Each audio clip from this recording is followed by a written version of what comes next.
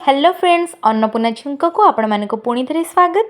चलतु आज आपण मानक सहित शेयर करी मु आ गोटे बिना प्याज रसुण रेसिपी आपण मानक पाई मु एमती डेली गोटे गोटे रेसिपी नहीं के आसबी जोटा कि बहुत इंटरेस्टिंग आ खाया पे मध्य बहुत ही टेस्टी लागिबो। तो चलतु आज रेसिपी नाटा मु आपण मानक कहि दउची जोटा कि होची आलू पोटल छतुर गोटे तरकारी। ताहले चलतु आपण माने केमती कोन प्रिपेयर करिवे मु सेटा आपण मानक सहित शेयर कर दउची। प्रथमे आपण मैंने कौन करेंगे गैस रो फ्लेम ऑन करिकी गोटे कड़े बसई नेबे आउ सेथिरे देबे 2 स्पून रु 3 स्पून तेल। ठीक अच्छे मु पूर्वरु जहाँ जहाँ ये तरकारी यूज करी परिबा माने जेमिति कि आलू पोटल आउ छतु गुड़ी को छाणिकी रखिदेची। छाणिकी माने केमती करछि कहले मु अल्प ताको अल्प तेल रे भाजिकी एठी रखिदेची। आपण माने देखि पारुथिबे, आपण माने चाहिले एटा को छाणी मध्ये पारिबे नहले त नै भाजी देबे। छतुटा को मध्ये सेमती अल्प तेल देकी फ्राई कर देछि जोथिरे कि तार जेतिकी मध्ये पानी अंशटा सेटा ड्राई हो जाइछि।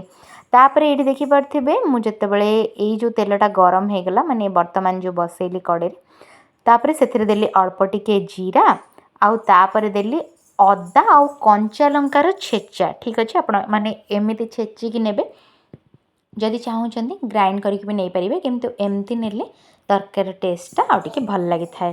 तापरे देखि पारथिबे एतिकी पके सला परे मु जो परिबा गुडाक भाजिकी रखिथिली ताको वर्तमान एथिरे मु देई देबी एका संगे। ठीक अच्छे एटा गोटे जल्दी आउ क्विक रेसिपी, तो आपण माने संगे संगे मध्ये बनेकी खाई परिबे। जेकोसी भल दिन गुड़िक आपण मैंने बिना पियाज रसुण एमती टेस्टी रेसिपी बनई पारे आउ खाई पारे जोटा कि आपण मानी हेल्दी मध्य। तो देखिपे यहाँ बर्तमान मु मिक्स करके अल्प टिके हाई फ्लेम रे एमती भाजी नेबी। तापरे जेतिकी मते मसला ये यूज करार थी मु अल्प अल्प क्वांटिटी से मसला गुड़ाक यूज करनेबी। आपण जदि टिके हेल्दी साइड रे अछंती तो ताहले एमिति सब कम कम हेल्दी मसला रे आपण माने बनै परिबे। ठीक अच्छे तापर देखि पारथिबे हाफ टी स्पून नेछि मो हळदी गुंड। तापर एठी नेक्स्ट देखि पारथिबे मु एठी पकेछि कश्मीर रेड चिली पाउडर सेटारु गोटे स्पून। आपण माने क्वांटिटीटा आपण मानक हिसाब रे नेबे आउ सेथिरे मु पकेछि अल्प टिके रेड चिली पाउडर। ठीक अच्छे जेहेतु कंचा लंकाटा मु छेचिकी नेछि। तापर वर्तमान एठी मु पकेली एथिरे जीरा पाउडर हाफ स्पून। तापरे नेक्स्ट मु एठी देली धनियार पाउडर सेटारु हाफ स्पून। तो एतिकी होछि मोर जेतिकी भी मसला यूज करिवार थिला मु करनेली एथिरे। तो आपण माने भी सेमिति जदि आपण माने चाहुचंदी जो मिक्स रो आसे बिना प्याज रसुण मसला सेटा भी आपण माने यूज करि परिबे। बेले बेले एमिति प्लेन मसला यूज करिबा भी देह पई भलो थाए, तो मु एमिति करनेछि। तापरे एठी मु देली गोटे पूरा फुल स्पून लूण। तापरे एतिकी जिनस पके सला परे एटा को आउ टिके अल्प एथिरे मु कसी नेबी मसला रे। तापरे मु एथिरे नेक्स्ट पानी दे देबी। देखि पारथिबे एठी मु वर्तमान पानी दे देली। पानी मु एठी गोटे हाफ ग्लास पूरा फुल पाखा पाखी नेछि। तापरे मु नेछि गोटे बड़ टमाटो को काटिकी एथिरे पके नेली। ठीक अछि पूर्वरु पोटल आलूटा अल्प अल्प सिझी जाइछि।